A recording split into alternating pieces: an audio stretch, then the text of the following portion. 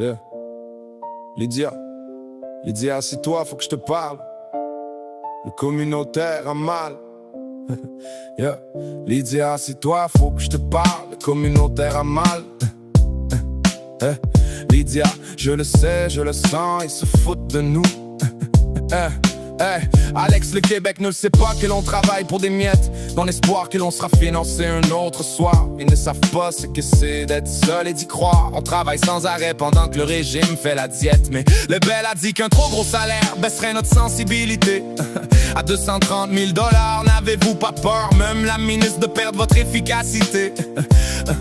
Faut pas être équilibré pour penser que l'empathie se mesure autour du salarié. Cesse avec tes remarques mal placées. On vit dans une société absorbée par la précarité, mais c'est nous qui portons toute la solidarité. Le communautaire se tape l'overtime. Ouais, mais tu sais quoi, les belles, on a la preuve formelle que sans nous, bien des gens seraient à la ruelle. Que nos casse-loads sont pleins comme les poches des privés. Lydia, je te jure, on est tous sous la charge. On porte des vies entières pendant que signe des ententes en marge. Lydia, c'est plus juste une plainte, c'est qu'un cri qu'on soulève. On veut du financement à la mission, pas des miettes en relève.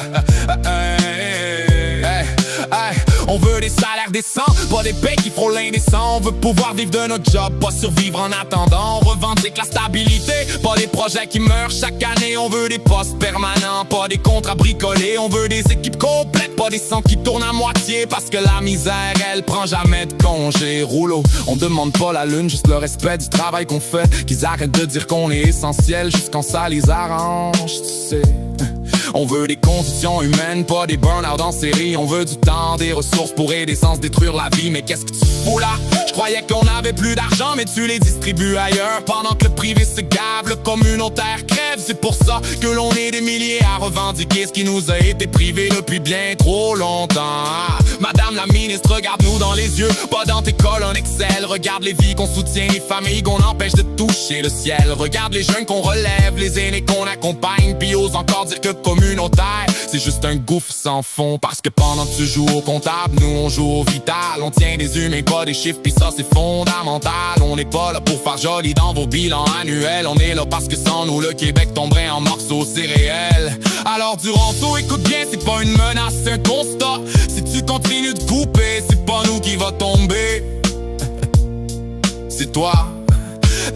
Parce que le monde qu'on aide, le monde qu'on aime, le monde qu'on tient, c'est eux qui votent, qui parlent, qui se lèvent, qui se souviennent. Le communautaire, on est fatigué mais fier, on est brisé mais debout, on est pauvre mais nécessaire. On n'a pas les poches pleines mais on a le cœur solide. Pis ça, même vos budgets peuvent pas le rendre invalide. Alors on frappe, on crie, on marche, on bloque, on se rassemble. Parce que c'est ensemble qu'on gagne, ensemble qu'on tremble. Pis tant qu'on n'aura pas ce qu'on mérite, on lâchera pas le morceau.